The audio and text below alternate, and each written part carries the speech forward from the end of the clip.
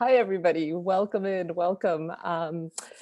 Please bear with me as I have quite a few introductory remarks to make here today, but we're just so pleased to see so many of you coming in to join us. Do feel free to open up your video and wave hello. We're so happy to welcome you in.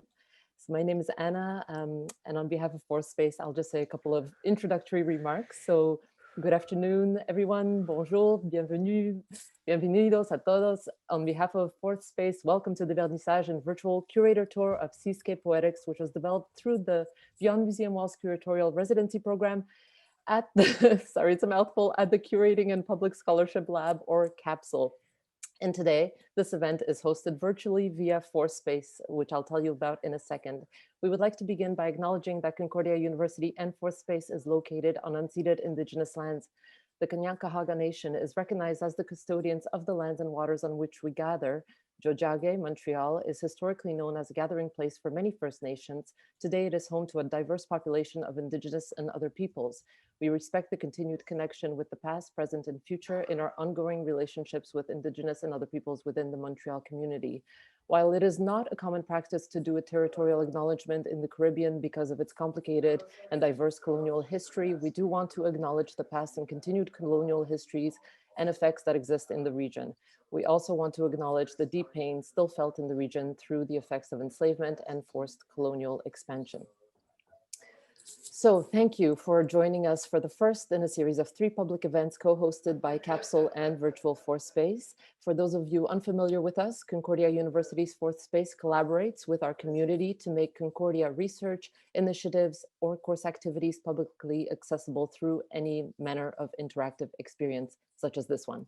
We are delighted to welcome Seascape Poetics curator Bettina Pérez and curatorial assistant Simone Cambridge, as well as all of you in here today. So a couple of further things I'll mention. First, I'd like to tell you a little bit about Bettina and Simone. Bettina Pérez Martínez is a Puerto Rican curator, art historian, and researcher based in Montreal, here in Canada. Her research interests focus on Caribbean identity, decolonial studies, and the politics of ecology and climate change in the region. She holds an MA in art history from Concordia and a BFA in printmaking and a BA in art history from the State University of New York in Purchase, New York. Simone Cambridge is a Bohemian art historian focusing on issues of transatlantic slavery, Caribbean identity, post-colonialism, and race in visual culture. Simone is a member of the advisory board for the Institute for the Study of Canadian Slavery at NSCAD University and the communications coordinator at CaPSL. This event that you've just joined is being recorded and it will appear on our YouTube channel, which is at CU Fourth Space. I'll put the link in the chat later if you like. We are currently also live streaming at CU Fourth Space on Facebook. So for any of you who are on Facebook, you can go ahead and feel free to share the stream on your own page if you wish. We are running this event meeting style, as you've already noticed, instead of webinar style, because the intent is really for all of you who took the time to join us here today to be able to connect, to be able to dialogue and interact in all of the ways that Zoom allows for using video, audio, and text. Having said that, please do keep your audio muted as others speak. And if you're more comfortable keeping your camera off, that's fine, please do so. But we do wholeheartedly invite you to join our hosts today in this virtual space, making the event feel a little bit less disconnected, especially during the Q&A. So we'll invite you to raise your virtual hand to speak during the Q&A if you like. And of course, there's the ever-present chat function that you're welcome to use throughout. If you're not, I mentioned the recording, but we are pinning the views on our guest for the recording, so you will not appear in the stream or the recording. So feel free to turn your video on and you're kind of safe in this space. On that note, I'm gonna pass things over to Bettina. Over to you. Thank you so much, Anna, and thank you all so much for coming. Hi, everyone. Thank you for coming to our vernissage for the virtual exhibition Seascape Poetics. I'm just going to share the screen so you can look at the exhibition.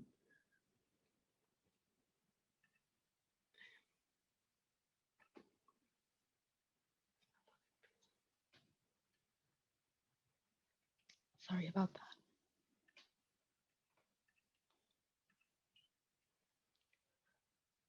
Right.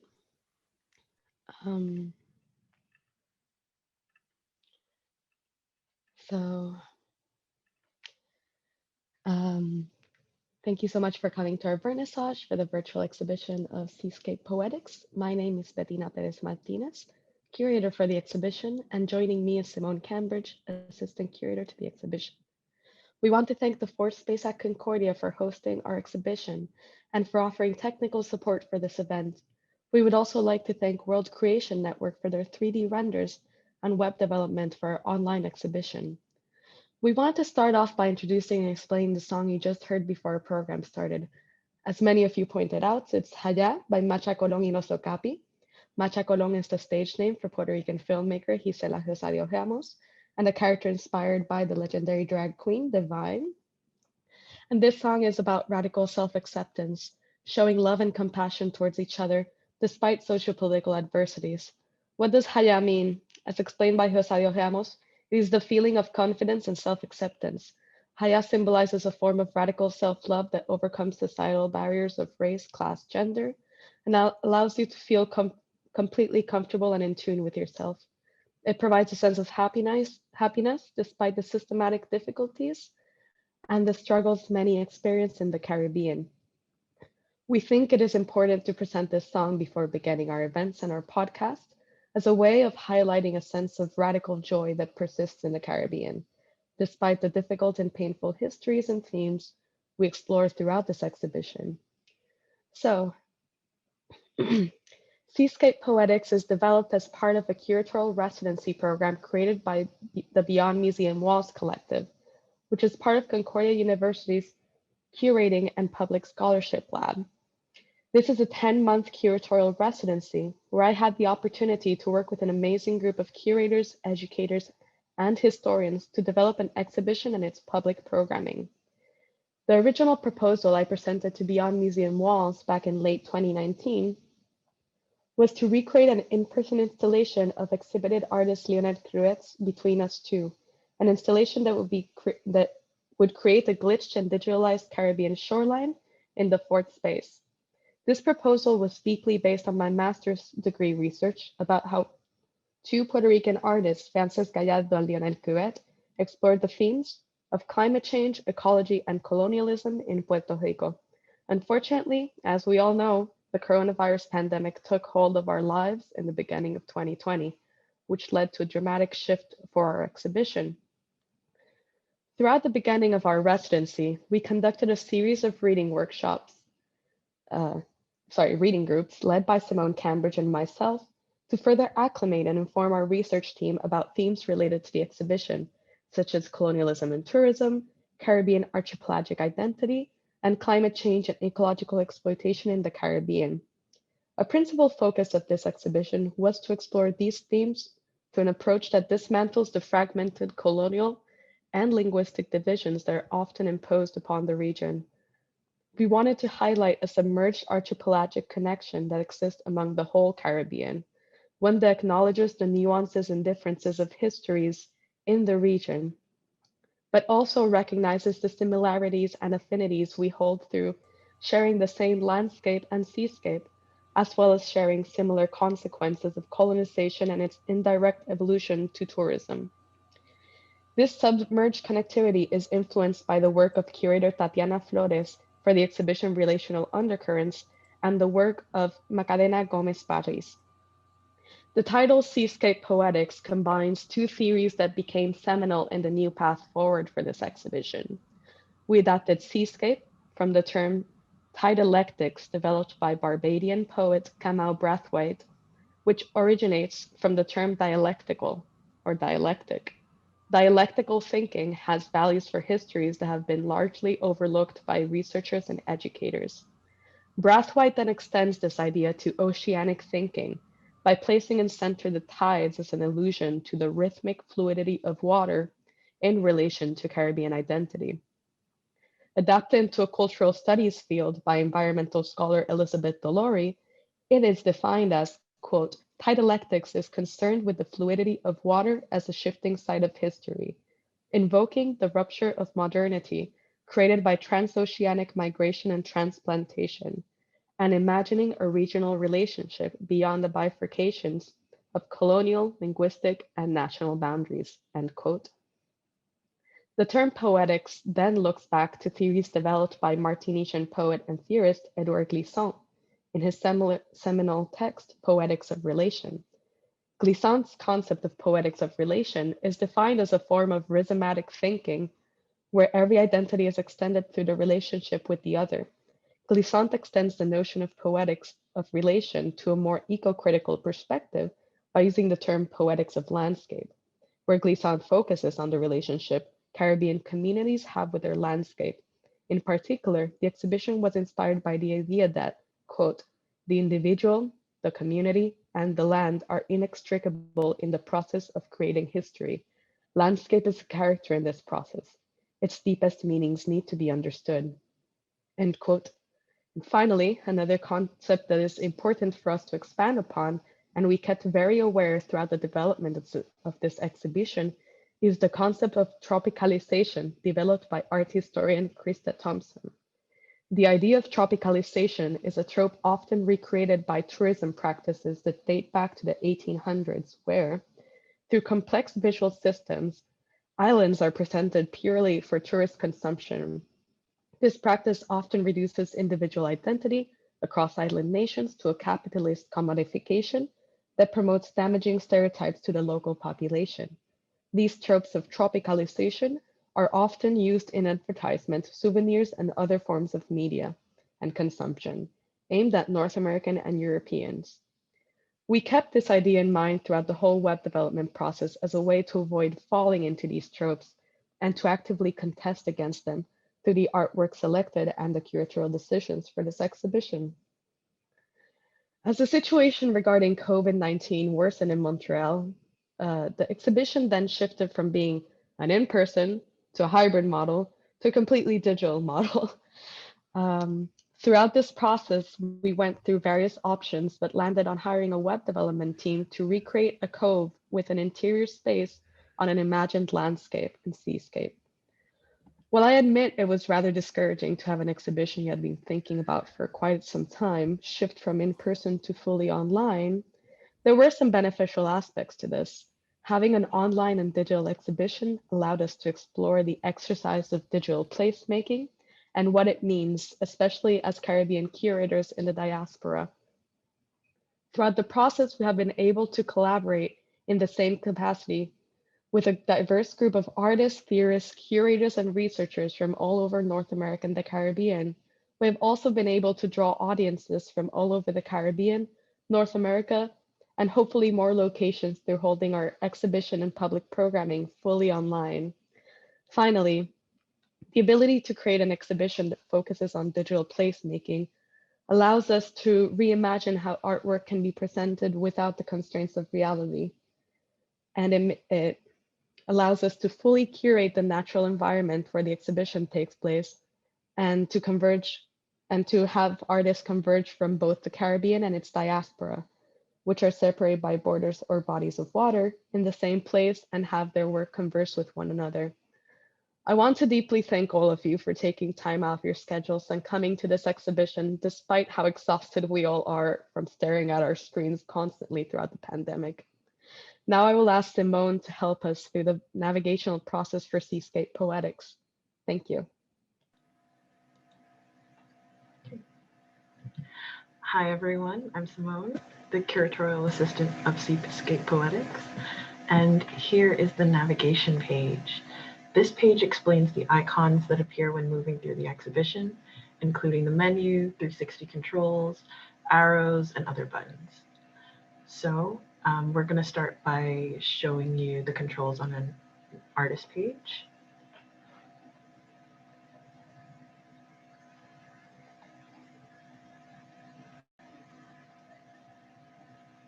You're just looking at a few transitional scenes. And here we are at the page of artist Deborah Jack. So first, to access the menu, click the icon located in the top right corner. There you can find the artist list, where you can find our list of 6 artists participating in Seascape Poetics, the curatorial statement, the curator and artist bios, events, a link to the podcast, and a navigation link to revisit these instructions. Next, You can use the 360 controls to view the digital environment. To do this while viewing on a computer like Bettina is, you click and drag the background to look around. But on a mobile device, move your device in a horizontal and vertical direction to look around the exhibition.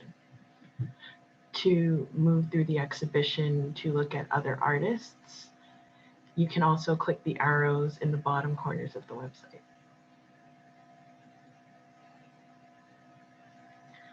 Then you can also click the plus icon at the top of the page to learn more about each piece. So you can also learn about each piece by clicking the play button at the right of the artwork title, which will play commentary by about each artwork by me and Bettina. It's also important for me to note that when viewing the exhibition on a computer, videos load and play automatically. But on mobile, to start videos, you will have to click the play button for it to start. We also recommend that when viewing the exhibition that you turn up your brightness and volume before entering. You can't hear the sound right now of the video that's playing currently, but each section of the video of the exhibition has its own unique sound. Now that we're through with navigation, we can take a deeper look at the work of Deborah Jack. So we are looking at Deborah Jack's Drawn by Water sea drawings in 3 acts. Act 1, Wait, Wait on the Water. This opens the exhibition in the first room of the wooden structure in the digital space, and this is one of 3 video works that will be screened at our virtual event on February 26th at 7 p.m. Eastern Standard Time. In this work, the artist looks at memory, colonial histories, and climate change through the scenes of ocean shoreline filmed in St. Martin and the Netherlands. The work is monochrome, limited to only tones of black and white, and desaturated of color to avoid aligning with bright, colorful tropicalized images of the Caribbean related to the tropicalization that Bettina described earlier. We worked with the artist to exhibit her work in this dark space that really tried to echo that intention. In the video, as you can see, Jack uses layers to visually represent multiple themes, taking inspiration from her work as a poet. You can see in the video, Deborah Jack layers red over interlapping scenes of water. The artist here is referencing Dutch visual culture, particularly the work of abstract painter Mondrian in her use of the red rectangle. She is also interested in the European preoccupation with gridding and mapping of organic spaces. Deborah is further using the relationship between land and water to suggest that the shoreline is a space where both the colonizer and colonized come in contact, referencing events like colonial voyages and transatlantic slavery. The shore is a space that is occupied by 2 places at the same time, a site of arrival and departure. In these layered references, Jack uses the shoreline as a safe space to consider the tremendous lost experience of the ocean, as well as the power the ocean holds, and the work becomes a memorial of this. Climate change is also being examined in this space, considering how rising sea levels affect the Caribbean, but also former colonial powers like the Netherlands. She really asks the question, what shifts when we consider shared vulnerability when we discuss colonial power dynamics? The sound when you are viewing the exhibition yourself is another important thing of Jack's work to look at. The sound of the video is a really loud, disruptive, echoing, distorted bass. And this is because Deborah Jack is interested in glitches, miscommunications, moments that encourage us to really take a closer look at what's happening and how our viewing is interrupted. To learn more about Deborah Jack's work, I really recommend checking out our podcast episode that is coming soon, An Ocean of Knowing, where she goes into more detail. Now I'm going to pass it back to Bettina to talk about the next artist. Thank you so much, Simone, for your description for this artwork. Now we're going to enter a transitional image. Look, we're inside the gallery. Well, sort of gallery.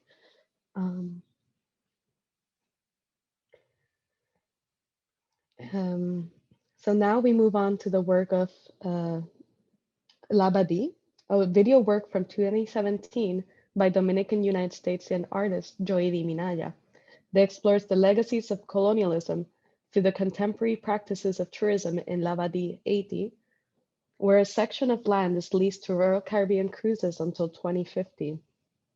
Haiti is located in the island of Hispaniola, where Christopher Columbus made one of his first stops in the Caribbean during his explorations. Minaya alludes to this by beginning the video with an excerpt from Columbus's diary, whilst presenting images of the cruise ship passing through the same waters that colonizers arrived through. We decided to integrate this video, especially considering the North American audiences that will attend this exhibition, which some have only interacted with the Caribbean through either cruise ships or all-inclusive hotels. By including Labadee, we wanted to expose how these forms of tourism further promote and enact unequal power dynamics that lead to exoticization and exploitation. The artist here discusses how these forms of tourism are damaging and encourage us to rethink how we engage with them. This video takes place when the artist goes on this cruise with her family, and it takes it as an opportunity for research on histories of extraction through colonialism and capitalism.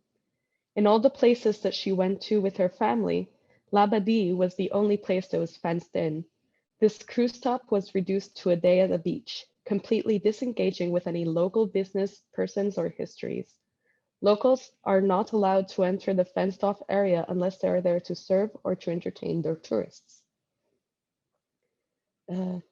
Later on in the video, you also notice a group of locals playing La Bamba, a Mexican song, on steel drums. This combination of various exotic identities constitutes towards a flattening of identity and further promotes the exoticization presented by these unethical forms of tourism. Through Minaya's work, the artist often alludes to the idea of tropicalization, previously expanded upon. In Labadee, the artist specifically aims at disrupting tourism's damaging stereotypes at the root, going back to Columbus's landing and going back to the beginning of Western exoticizing practices in the region. For more information on the consequences of unethical tourism in the Caribbean, please listen to our podcast on visitor economies featuring Marina Jerez Franco, Melissa Raymond, and René Sandin, and our other podcast, An Ocean of Knowing, featuring Deborah Jack, Lisbeth Palvasini-Jabet, and Elizabeth Laurie, which will be uploaded soon. We also invite you, after this guided tour, to go back and experience the exhibition and its artwork in its full capacity. So I'll just show you a little 360 of this room as well, quite similar to the one that we were designed for Deborah. And we're gonna move to the outside now.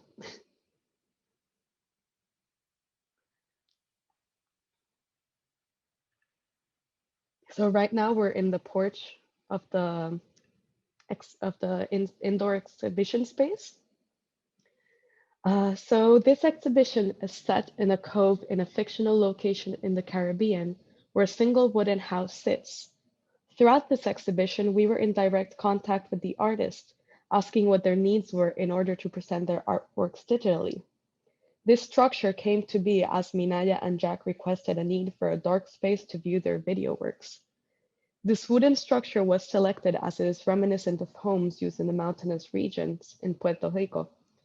By placing it in the coastline, it is both jarring as well as presents a structure that, unfortunately, would not withstand the effects of climate change due to sea level rise or the augmentation of superstorms in the region.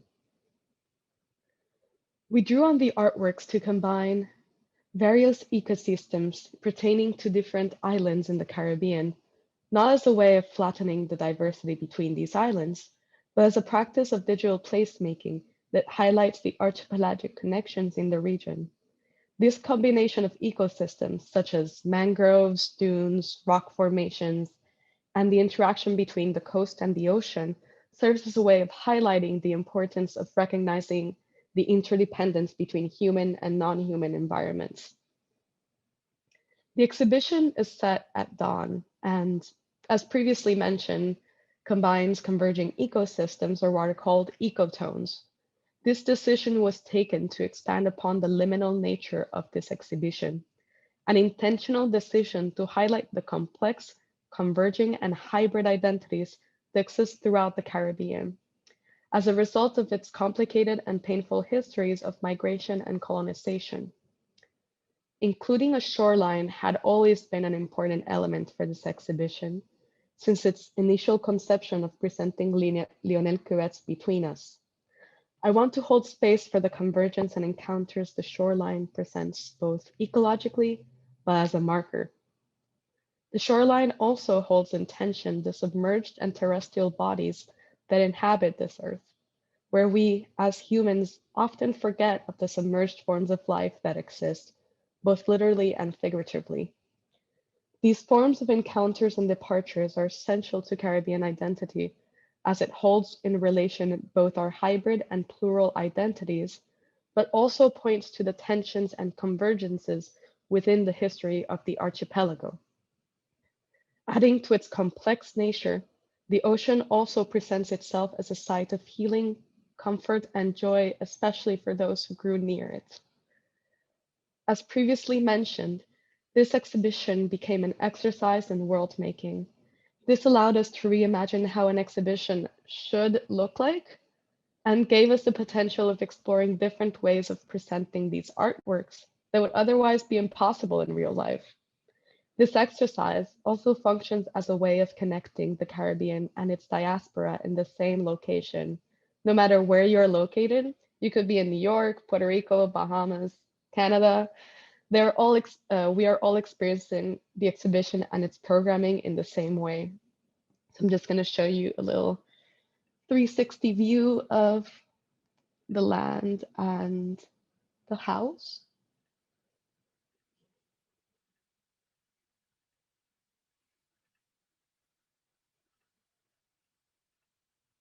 Now moving on to the coastline.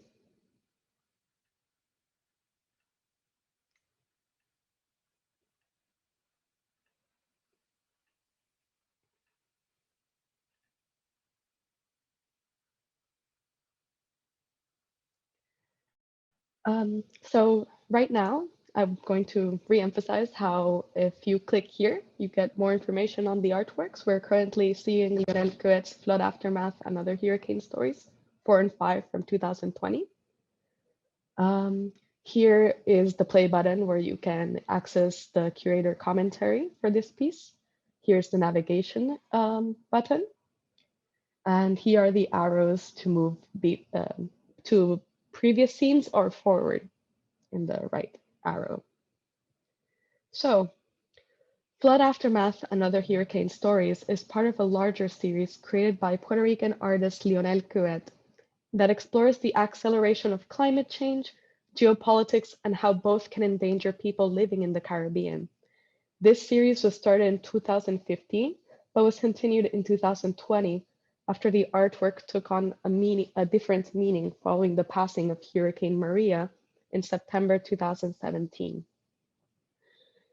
Hurricane Maria was one of 3 Category 5 hurricanes that hit the Caribbean within a few weeks span. Hurricane Jose, Irma, and Maria left irreparable damage both physically and psychologically across various islands in the Caribbean and its diaspora. Flood Aftermath and Other Hurricane Stories focuses on the direct consequences of the acceleration of climate change and the augmentation of disaster as consequence. Sorry, that was repetitive. Showing those who are affected and lose their homes or even their lives. This piece, which highlights our climate reality in the Caribbean, holds deep meaning in the collective consciousness of Puerto Rico, where over 4,500 lives were lost in the aftermath of Hurricane Maria. So the artwork is created on blue tarps that are often distributed by FEMA, that is the Federal Emergency Management Association, when people lose their homes and roofs after a natural disaster. These tarps were originally intended for a maximum use of 30 days, but they still remain in use 3 years after Hurricane Maria, which was the last time I flew over Puerto Rico and saw them.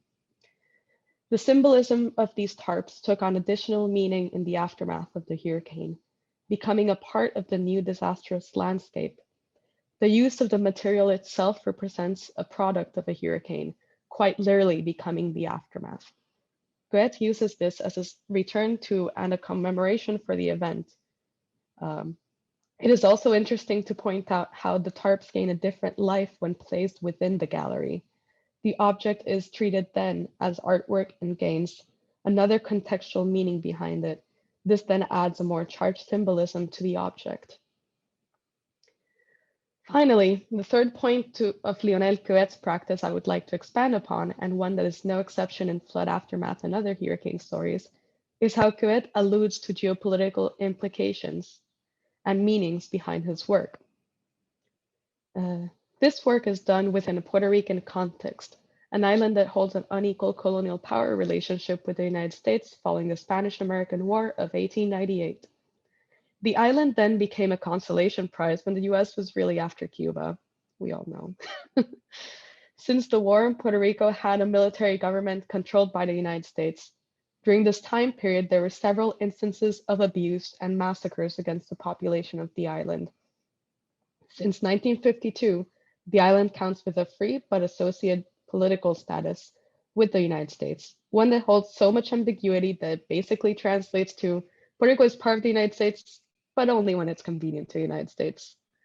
Following Hurricane Maria and its disastrous effects on Puerto Rico, the island counted with little help from both local and federal governments, creating a massive disaster following the storm.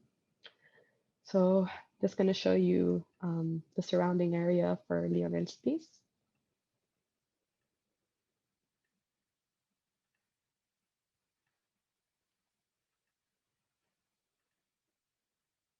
There you can see the house in the background to further orient ourselves. And moving on to the next transition period. So we're in water. Whoa. We're right by the shoreline. Now we're really in water. Just gonna laugh by myself over here about this. And now I'm gonna leave this off to Simone with the next artwork. Okay, so in this part of the exhibition, we have moved underwater to Nadia Huggins' Transformation #1 from her Transformation series. The work is being shown in a submerged space that our web development team, World Creation Network, created using inspiration from Nadia's digital photography from the space where she actually created the work that's being shown right now. So we tried to pay special attention to the basalt rock found in the volcanic islands of St. Vincent and the Grenadines, where Huggins is actually practicing. So Transformations #1 shows 2 images. In the image to the left, the artist is covered in shadow against a bright seascape. And as you look at the image on the right, you see a sea urchin that merges into Nadia's form. So below the surface, the artist considers that identity collapses as she actually merges with her surroundings. In this use of marine life to understand the self, gender, class, and other norms lose their meaning. Huggins goes into the ocean every day, and these portraits really just come of that ritual where she intimately connects to the physical marine world because she is constantly engaging with her environment. And I think that just really shows through this work. So by entering the water, she is playing with the breath, and by photographing herself, she is looking at ideas of buoyancy and liminal space. In this work, the human and the non-human are juxtaposed, highlighting the impacts of the marine non-human on the human and vice versa. Nadia is a witness and a documenter of the deterioration of marine ecosystems. She is seeing the coral bleaching and the gradual disappearance of marine life due to climate change. She's reconsidering the imagined boundary between humans and the natural world, using the absence of social and political constructs. For an added discussion of Nadia's work, we really recommend that you check out our podcast episode with Blank Canvas being released next week, where Nadia is interviewed by the National Art Gallery of the Bahamas, executive director Amanda Coulson, along with artist Edrin Simonet, who also explores identity using marine life in his detailed and textured life-size sculpture. And Bettina, if you could give everyone just another look around the digital space where you can really get a look at the basalt rock and the surroundings that we drew from digitally in St. Vincent and the Grenadines.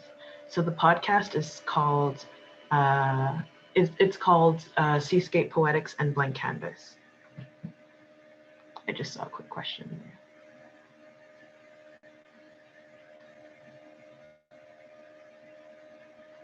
Yeah. Thank you, Bettina.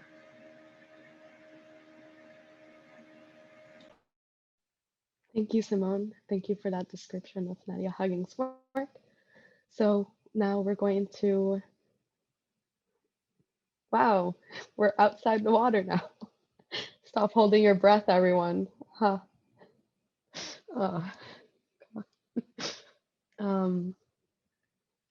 So moving on, our next artwork is by Olivia Mc Gilchrist. It's called Virtual Islands from 2019. Just trying to get my notes.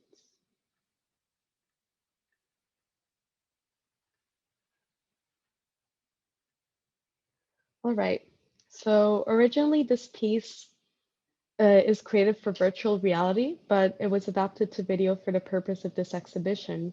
Virtual Islands, created by Jamaican-French artist Olivia Mc Gilchrist, and in collaboration with David Corbett, Ayana Evans, Henrietta Liaut, as part of Virtual Islands Submersion and Hybrid Identity in Virtual Reality. This video combines oceans, lakes, and rivers to create a surrealist underwater and coastal world. Through the use of the circular rotating lens, the artist creates an ambiguity between land, water, and air, speaking back to a sense of liminality that can be found on the shoreline and the interconnected nature of these elements. In McGilchrist's work, digital world making is essential both as the work interacts with virtual reality, but requires this exercise through the artist's diasporic experience. I believe Virtual Islands speaks to the constant exercise of world creation diasporic peoples often experience. This video, through its surrealist imagery and ambiguity, creates, I believe, recreates the diasporic experience of feeling both and neither here nor there. The artwork creates fragmented and non-linear narratives throughout the whole VR experience. As the video continues, it begins to unravel and the viewer is met with the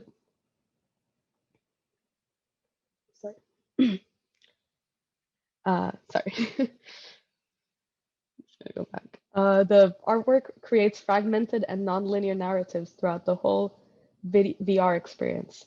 As the video continues, it begins to unravel and the viewer is met with the deconstruction of the VR through the appearance of sketches and coding. Some specific curatorial decisions regarding McGilchrist's work was to place it above the water in the middle of the coastal world we created for the exhibition as a way to emphasize the surrealist quality of this video.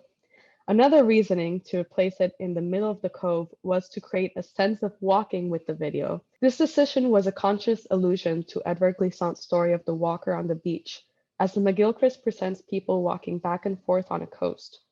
The walker on the beach represents a rhythmic nature, similar to the previously mentioned concept of dialectics. Again, thank you everyone for coming back despite that completely unexpected interruption, and hopefully it won't happen again. So I'll just move things on to Simone, where we left off. Thank you again, all of you. Thank you all for coming back so quickly. So we're just going to get right back into Jeffrey Meris's Mouth to Mouth. And as I was saying, this sculpture features a steel frame, fiberglass, cords, hoses, and reclaimed plastic bottles. And his sculpture was fully recreated by our web development team. This work, like others in the exhibition, also has multiple layers, and it deals with issues of breath, buoyancy, memory, and displacement. So the sculpture captures what Meris calls the eternal breath of the lungs, and he abstracts the body and highlights the function of the breath as the bottle shifts from containing liquid now to containing air. This emphasis on corporality works with the sculpture's function as a memorial to the February 2019 capsizing of a Haitian migrant vessel in the Bahamas, which left 29 migrants dead, 33 others missing, and 17 survivors who were taken into police custody. Therefore, in this work, Meris is commenting on the disconnection and need for interregional care while exploring his own memories of migration from Haiti with his father. I think this double focus on memory and memorialization makes this work particularly moving. The artist is a Haitian Bahamian working in the United States, is navigating multiple identities and linguistic and cultural context of French, Creole, English, alongside feelings of physical geographic displacement. When we were originally deciding where to place Jeffrey's artwork, we had moved to exhibit mouth to mouth in the now vacant wooden structure, the house that you see behind you. Our reasoning behind this was to honor the experiences of overseas migrants while acknowledging that this is separate from our own lived experiences as curators. However, the more we spoke with Jeffrey about the virtual exhibition space, we were actually really happy to find out that Jeffrey was really excited about the possibility of placing the sculpture by the water. Through using this digital world, we're able to present artworks in ways that they normally couldn't be exhibited in physical spaces. So Jeffrey Meris told us it even felt like the artwork was returning to the Caribbean in a way through the exhibition space, considering that the sculpture itself has never been exhibited outside of the US. We're excited for you to explore the work of Jeffrey and the other artists in Seascape Poetics, because we all get to experience this really surreal expression of the Caribbean. I'll now pass it back over to Bettina as we wind down.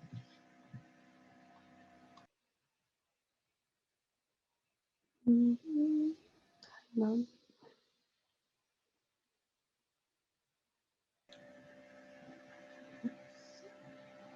Sorry, I'm still trying to open my video. I don't know why it's not opening. Ay, Luli.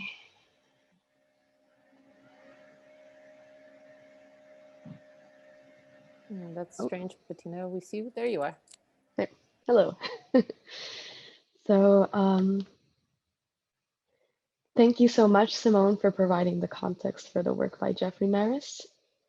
And thank you so much for your input throughout this process. So now we're moving to our final transition element. This is where the exhibition ends, where the mangroves meet the land and the sea. I want to once again thank you all for tuning into our exhibition opening and our curatorial walkthrough, despite the really bored, sad little people that bombarded this exhibition. I will pass the floor now to Anna. We will open up the floor for questions, and they will be answered in the order they are received. I want to remind you all that to ask questions, you may use the raised hand option on your Zoom or simply type the questions into the chat. Thank you so much. Yeah, thanks everybody. Thanks, Bettina. Normally during this time is when we would invite you all to kind of open up your videos again so we can feel like we're seated in space together and kind of having a discussion as though we were in the same kind of space together. I know that you might hesitate to turn on your video right now, which is totally fine, but we do encourage you to go ahead and ask your question using your voice. So all you have to do is kind of raise your little virtual hand and we'll see that and go ahead and unmute you so that you can speak. So please feel free to engage in this way. And otherwise, thank you for continuing to animate the chat. It's really great to see so many comments in so many different languages.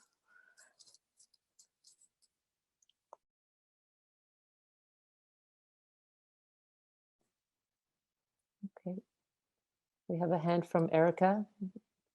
Go ahead, Erica. Hi, can you hear me? Yep. Apologies that you can't see me. I'm not in a position right now. First of all, thank you so much. This is, I mean, I know you know that I have a special interest in this because of my directorship of CaPSL, and I'm incredibly proud of you guys. This is an amazing exhibition. Each one that we do seems to be, getting better and better. So, and particularly working under these incredibly difficult circumstances in so many ways. So just congratulations starting off. I had a particular question about curating, the need to suddenly switch the context of curation from what was supposed to be a physical space to a digital space. And I just wondered, I don't know, sort of how far you got with things when that decision had to be made to switch. But I wondered if you had already worked out a physical plan, and to what extent you were trying to sort of mirror or reconstruct the vision you had for the physical space in a virtual space, or whether you kind of said, look, we're starting all over in this completely different virtual world, and therefore there was really no attempt to translate, and rather just an attempt to do something new. So I'd love to hear from you all about how that process went. Sure. Thank you so much for your question, Erica. So I haven't thought about this in a while, like the beginning of this project last year. But initially, we were speaking about different ways of conceiving the exhibition in person. For example, the original proposal was to create interactive installation by artist Lionel Cruet in Fort Space.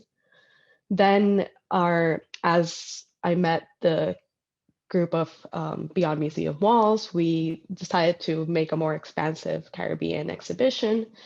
And we started discussing ideas of perhaps we started like situating some of these pieces in the Fort Space gallery and seeing maybe how it would work. We then, once things got a bit more complicated, then we were thinking of having some artists online and then some artists, like for example, Nadia Huggins' photographs, we were thinking of placing them on vinyl in the downtown location of Fort Space in Montreal. And we were also thinking of even doing like a Nuit Blanche in-person events where we would project the videos of different artists and onto buildings.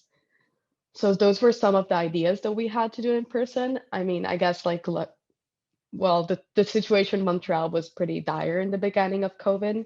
Well, as after the summer, it got pretty dire. So we didn't have a lot planned for in person. It was mostly just like floating ideas. And to answer the second question about how the vision of having something in person translated then into the digital space, something that I wanted to keep in mind throughout the whole exhibition was kind of recreating a landscape and recreating this, even if it was this this work, which I invite you all to look at Lionel Cruet's website, Between Us Two, which is pretty much a reconstruction of ocean and a sand ecotone. But then we wanted to integrate that into the digital exhibition. So we integrated then trying to recreate a landscape again, and that's exactly what we did. So I hope that answers your question. If it doesn't, please let me know. Thank you. Okay, so I'm going to be just looking through the chat and grabbing a few questions out of there, and I'll relay them to Bettina and Simone. We have one from Donald Rivera. Bettina, do you want to take a look at it in the chat? It's in Spanish. I threw it into Google Translate. I don't speak Spanish, and I kind of understand it, but I don't want to paraphrase. So could you just, if you feel free to answer that question? Sure. Thanks. Como curadora, ¿piensas que este cambio de exposición virtual tendrá mayores impactos sobre la propuesta de la exhibición? So as a curator, do you think the change from a virtual exhibition, the change to a virtual exhibition would have larger impacts in the exhibition proposal? So I'm just going to answer in English so everyone can can understand. But thank you, gracias por tu pregunta, Donald. So switching virtually actually did have certain impacts in the curatorial in the exhibition proposal, specifically in the idea of digital placemaking and exploring these ideas of creating an archipelagic connection throughout the, sorry, I'm going to rephrase my thoughts. Somebody was calling me. Specifically, this idea of creating a space where we can converge, being either from the diaspora or from the Caribbean, and kind of still meeting on equal planes. And depending where you are located, it doesn't matter. We are still meeting in the same format. So I think the largest impact of shifting the exhibition from in-person to digital was, first of all, like the access we had to being able to host so many like amazingly talented artists and curators and educators to talk for a series of podcasts and for these the following events that we're going to have that hopefully will not be bombarded. As well as, again, this idea of digital placemaking. So I hope that answers your question. That was basically like the two pivotal shifts that the exhibition then took after becoming fully digital. Thank you. Just to jump in, to elaborate further, when we had shifted, the things we had been considering when we were working in the sports space, we had been just looking at artworks that kind of spoke to the archipelagic connections that we were trying to suggest, whereas when we shifted to a digital workspace, we were able to actually create an environment that complemented the work and really just tried to embody some of the research that we had been doing.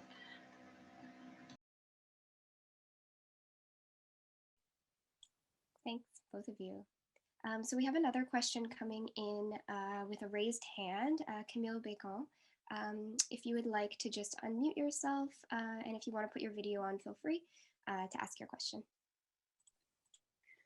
Salut everyone. Thank you so much for this exhibition. So excited to see so many brilliant Caribbean artists presented all together. I'm really curious to hear more about sort of like the conceptual ideas around why you would engineer a landscape that at once serves as this sort of nod to the archipelagic connections, but then also seems to really fit in with Thompson's notion of tropicalization. And I wonder like what that tension brings up for you, if that's something you've discussed. But it was so brilliant to see, for example, a work shown underwater, like absolutely wonderful. Thank you for your question, Camille. I'll start, and if you want to chime in, Simone, please feel free.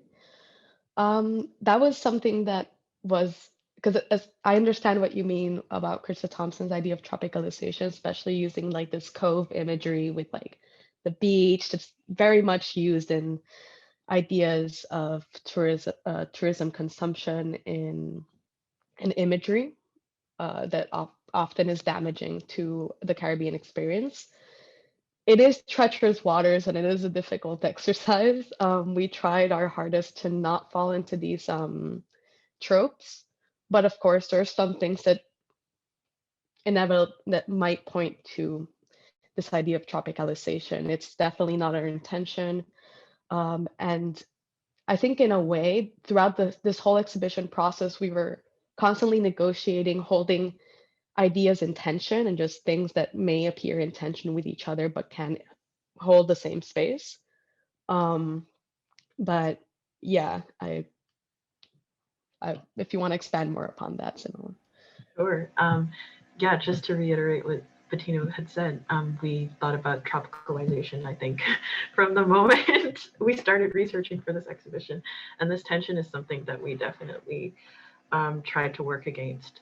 I think that what we really tried to do, even though it can align with tropicalization, I think that because tropicalization is so entrenched in the way that we understand Caribbean places and Caribbean iconography.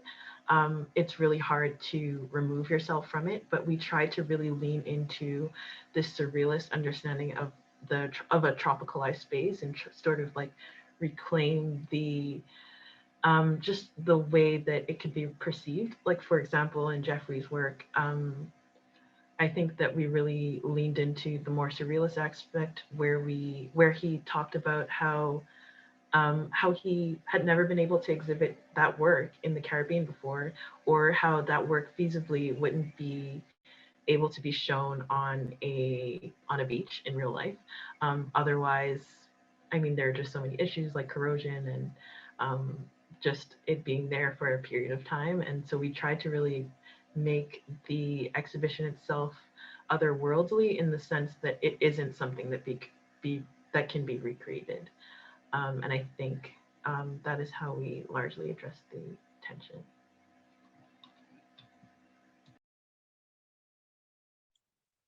Cool, thanks so much. There are a few more questions coming in the chat. I'm going to try to move back and forth between the chat and raise hands, so everyone just know, however you like to answer the question, feel free. We have one here from Sophia. I would love to know if the curators used any self-imposed limits or guidelines in order to build the virtual space, since the possibilities would have been so endless. That's a great question.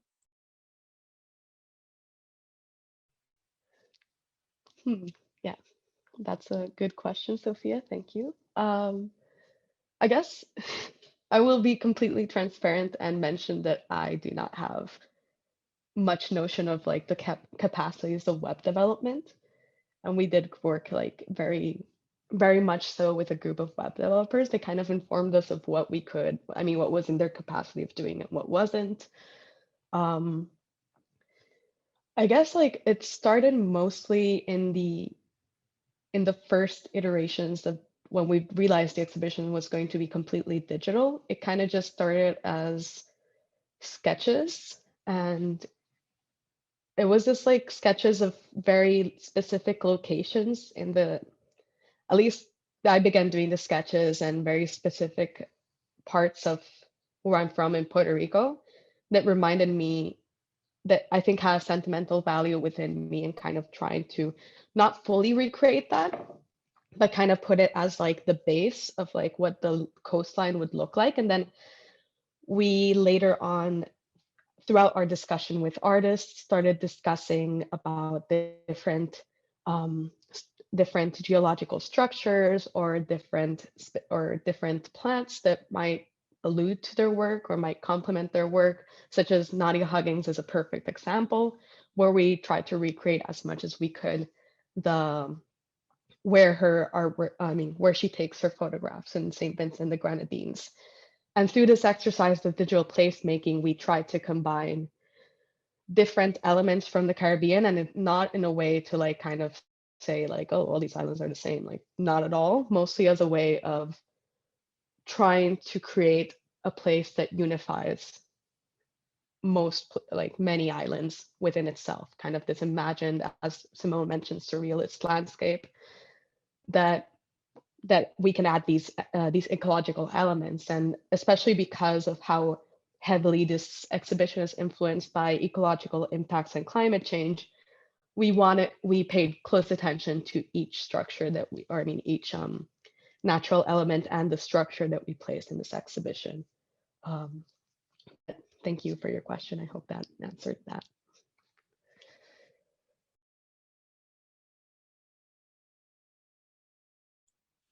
Okay, thanks so much. Simone, do you want to jump in on that, or should I just move on to the next one? I think Bettina really covered it. So next question, please. All right. So it looks like Janae Jones has their hand raised. If you'd like to turn on your video or just your sound, whichever you like. Hi. So I had a question based on Jeffrey Meris's work, just in like my own diasporic connection to this exhibition. I am American, African American, so it's really weird for me to just identify as American for whole other reasons outside of this exhibit. But I was noticing his work, and specifically that migrant ship crashing is an event I think about a lot, because when I was reading recounts of some of those who survived, they were literally recounting basically like yachts and stuff. Like you guys were talking about like the traveling from Florida, just like literally just passing by migrants just drowning in this water, and it being an issue of just like basically not being able to help them due to like international law and stuff like that. And I just often think about like the dehumanization of those migrants who drowned, which I think a lot is shown in Jeffrey Meris's work. And that just brought me to ask you all, both Simone and Bettina, about your own experiences with the Caribbean and what your spiritual experience was like, recounting all of these experiences through the artist work and your own just knowledge of your own experiences living in the Caribbean and having such a deep connection to all of it. Okay, Bettina, if you don't mind, I'll start. Okay, and when you ask about spiritual connection, the first thing I thought about is the upcoming podcast, which will be posted on the website soon, An Ocean of Knowing, where we talk where you really can take a deeper look at Deborah Jack's work, and she talks about her own spiritual connection as well. But in terms of personally, I always consider the ocean. I think that a lot of the things that Deborah Jack speaks to in that podcast have ring true for me, in terms of that the ocean is a place of meditation. It's a place of coming to terms with really difficult histories. So you're not only contemplating the events like colonialism, like transatlantic slavery. You're looking at events like hurricanes. You're looking at the power of the ocean. You're looking at drownings. You're looking at migrant capsizings. And for me, a lot of the pieces in this exhibition have really brought up those feelings for me. And I think in terms of spiritually, seeing the virtual exhibition space kind of bring all of this together has been just a really moving and deeply reflective process for me.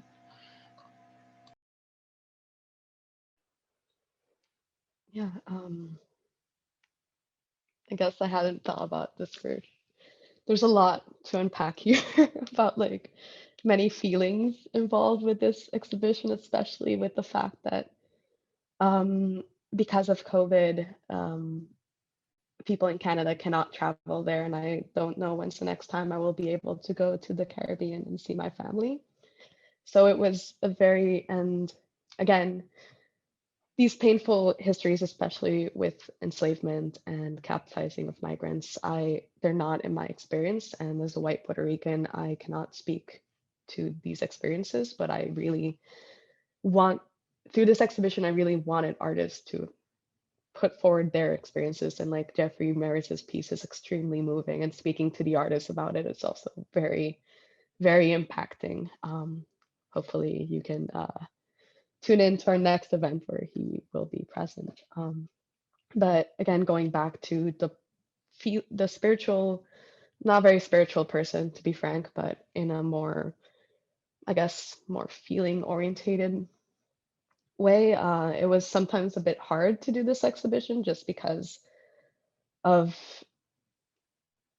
nostalgia, homesickness, and being in the diaspora and trying to like, again, as a diasporic person, you're creating your own world and narrative in your mind, because sometimes you don't have access to it. And especially now with the case and how the case is getting worse in Canada and Puerto Rico, it's not very good.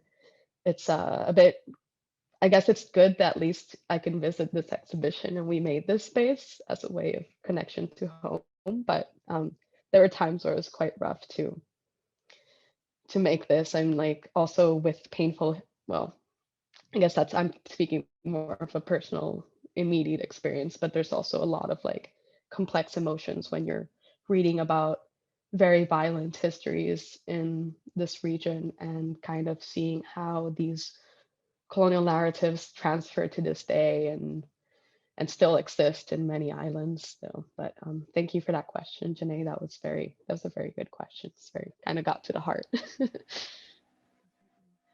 Bettina, just to touch a little bit more on Janae's question, and thank you so much for it. When she brought up, just thinking about when she brought up the tourists that were unable to help, I think that came up a few times, several times when we were not only looking at the artists, and but also when we were writing the curatorial statement, like we were just trying to deal with the fact that during the pandemic, that tourists were still traveling to the Caribbean, and we were unable to. Yeah, it was definitely really difficult.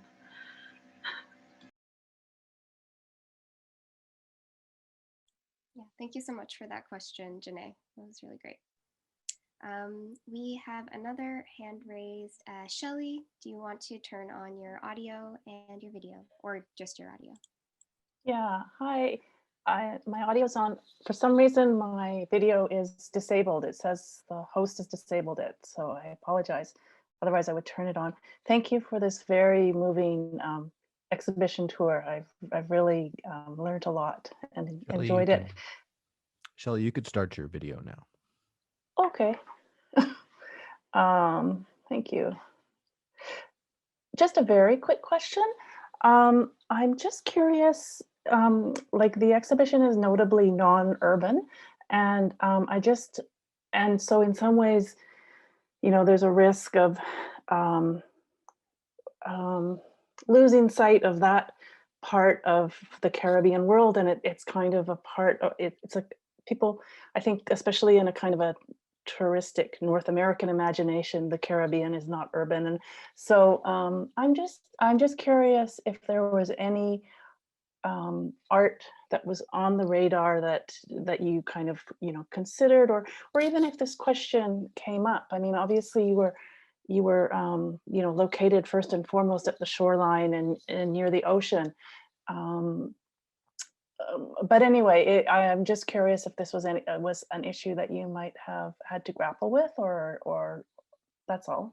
Thank you. Specifically the issue of at least not placing urban landscape. Yeah, so I guess there is this influence of like, because the exhibition was going to be in person in downtown Montreal, like the urban landscape was like there. But then once we enter into like the web, like completely online, it just like kind of felt more, I'm not going to say natural because that would be very on the nose, but it kind of just felt in tune with the ecological themes of this exhibition to recreate an ecological place. And again, as the previous question mentioned about tropicalization, it could further perpetuate these idea that that like in the Caribbean, we don't have cities and we don't have urban areas, which is completely not true, but it can further perpetuate that. I guess it was more of a conscious decision of just the endless possibilities we could do in web development. And like, we live in Montreal, like we're kind of tired of the city sometimes. And especially with the aspect that like, we're not able to travel, it was just kind of like a nice place to be able to take this exhibition to, and also one that heavily complements the artworks of this exhibition. So a running theme throughout all the works that we present is the theme of water. And we really wanted to be by the water, just to kind of pay homage to how all these works are connected through our diverse and like sometimes complicated and messy and like painful, but also sometimes happy and like radical joy of being next to the water. So kind of holding all these feelings and tension that you can see throughout the works of like how different artists approach the theme of water. But I hope that answers your question. And Simone, if you want to chime in. Yeah, to chime in, I think that I think part of not only does it speak to that like sort of nostalgia of the virtual environment, but I also think that we kind of wanted that emptiness in terms of not like we wanted the place to be physically, as you said, Bettina, physically different from the space that we were living in. And I also think that even though this landscape isn't urban, an important thing to consider is to just consider that within the urban, there's still this like intrinsic connection to the natural, I think, in the Caribbean, and it's a large part of identity, and it's a large part about how the Caribbean is conceived. And I think we're really encouraging viewers to think of urbanization and living in these spaces a little differently and as connected to understanding your environment.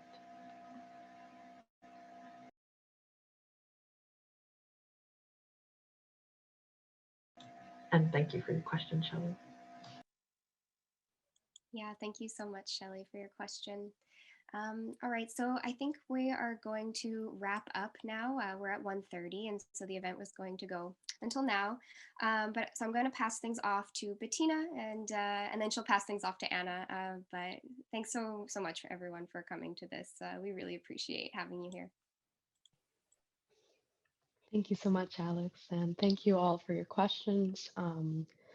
Again, I would be happy to further answer anything or come to our events, which I will talk about right now.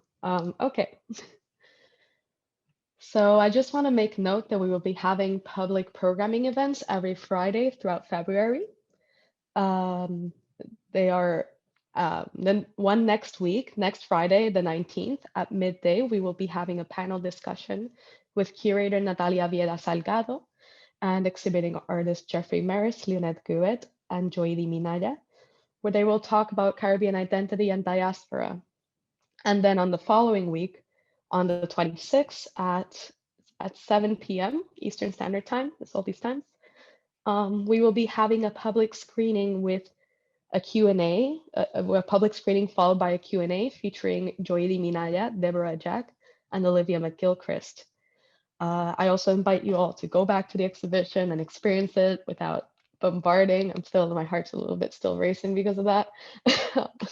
But we practiced this so much, we didn't count with that element. But I invite you to especially listen to our podcast episodes that some amazing like artists, researchers, curators are talking in them, and you'll get really behind the scenes aspects through the artist creations of the people interviewed in the podcast. And so finally, Alex, our exhibition moderator, will be providing further details on these events in the chat. But we will also be placing a link for El Programa del Estuario de San Juan, which is an organization that focuses on the ecological conservation for the San Juan Bay. If you have the funds and capacity to donate, I invite you to donate to this program. But if not, we also highly, I thank you so much for sticking around and for looking at seeing this exhibition and for your amazing questions. And I can't believe so many people are interested in this. Whoa. Thank you so much for your time, and I'll pass it on to Anna. Thanks, Bettina. And I'm just going to elongate what I say so that you have time to read the comments that are coming in for you both, and pay attention there to the nice things that people are writing as people are kind of leaving us today. So tra la la la la la la, I'm taking up time so you have time to read. And while you're doing that, I'll just thank you all for making the time to join and rejoin us today. A special and heartfelt thanks to you, Alex, who's here popping in and out of the moderation, AJ, who's behind the scenes, and of course, Bettina and Simone for the tremendous amount of work, thought, care, and energy dedicated to activating this project and organizing these 3 public events. It's been really, and it continues to be a pleasure for us to collaborate with the Beyond Museum Walls Curatorial Residency Program at the Curating and Public Scholarship Lab, or CaPSL, at Concordia for this year's residency project, and to work with you to make this happen. So we look forward to inviting all of you back into a more secure space next Friday and the Friday after. thank you all for your patience once again, and we look forward to seeing you next week. So on that note, we'll say goodbye to you. We'll leave the meeting activated a little bit just so that folks have time to read the comments, but we're officially kind of saying goodbye and wishing you a great day. Thanks for joining us. Bye.